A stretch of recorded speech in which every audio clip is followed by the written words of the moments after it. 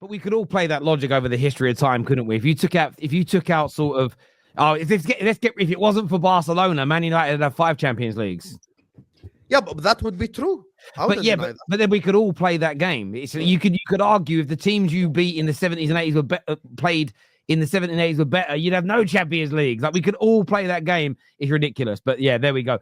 Tom, another win today for you and your boys. Speak to me. Well done, Tom. Let's go. That's my baller right there. Let's go, Tom. Just very quickly, by the way, I didn't kick Sam out. Sorry, people saying Terry kicked him out at the start of his rebuttal. Where's that comment fucking gone? Because I don't like mugs like this. No, he had to leave and he said he was leaving. So don't spread any of those bullshits. He had to go. He decided to leave. He said his battery's going, not me. Sorry, Tom, over to you. I love Arne Slot. I love this team. This is so good. This is good. I mean, let's bear in mind that I'm going to take us back to about the 20th of October when people were all going on about, oh, you've got Chelsea on the weekend, and then the next 10 games after that, you'll get found out. Yeah, this is where Arne Slot will get found out. This is where Liverpool will get found out. This good start will come to an end. You'll be back battling for top 4, and out of those 10 games, we're still yet to play one.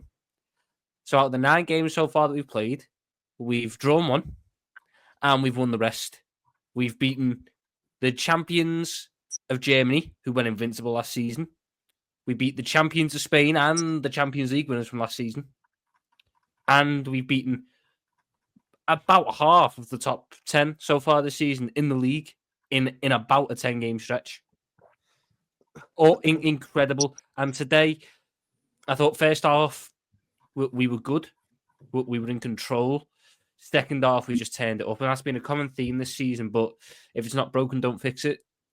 A couple little sort of changes made. And then all of a sudden, we flew. And I love Alexis McAllister. I don't know why there's this narrative that he's overrated, that he's a liability to have on the football pitch for Liverpool. He nearly gets a beautiful assist for Conor Bradley with an audacious chip through ball in the 50th minute, and then just 2 minutes later goes and scores, because if anyone else isn't going to do it, he'll do it himself.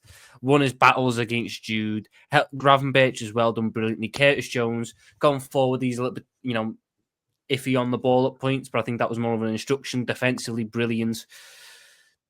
Centre-back partnership, I know Canate, obviously there's that thing at the end, which, we're hoping that he's okay.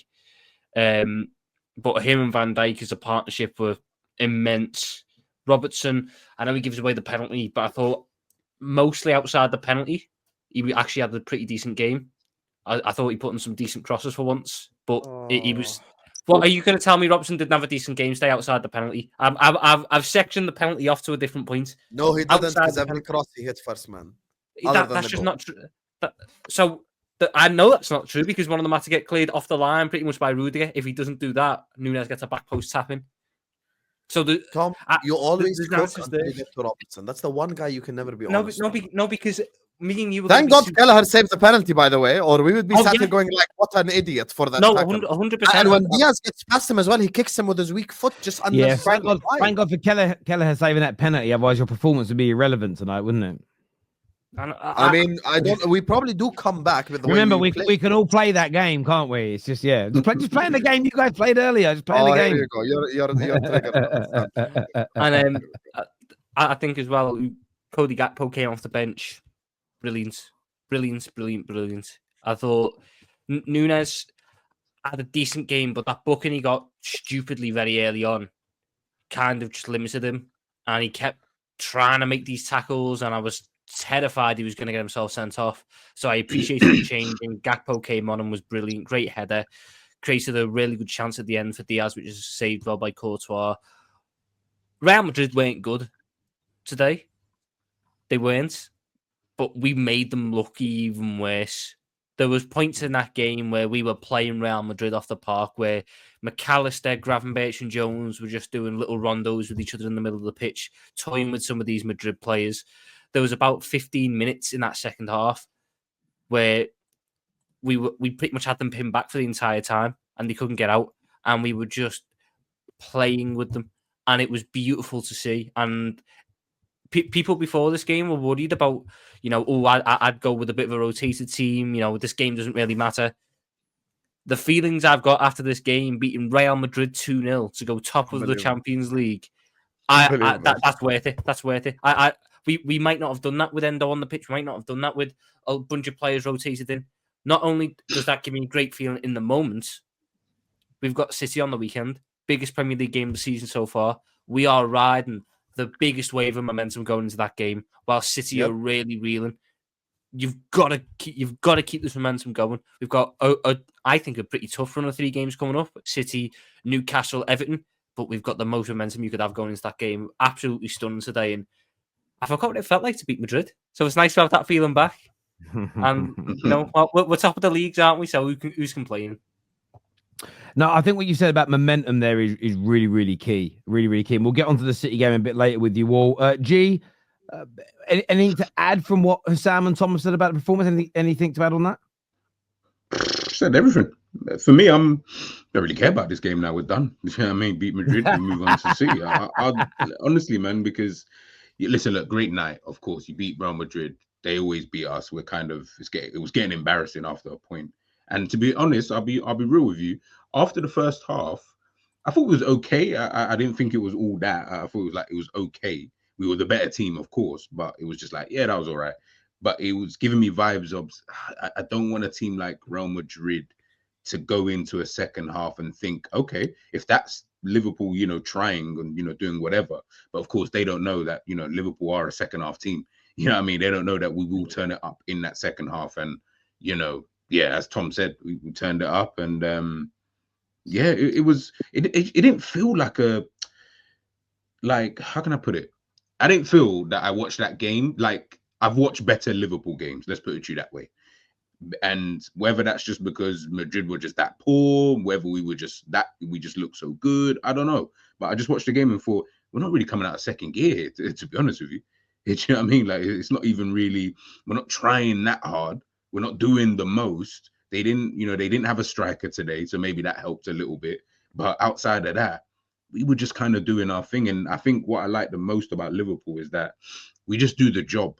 It's just do the job and go. Do the job and go. And I think that is what I respect more about Liverpool more than anything. Like, yeah, there's nice bits of football, all of this kind of stuff from both teams, to be fair. I thought Camavinga was, he was like the best player midfielder on the pitch in the first half, the stuff that he was doing on and off the ball.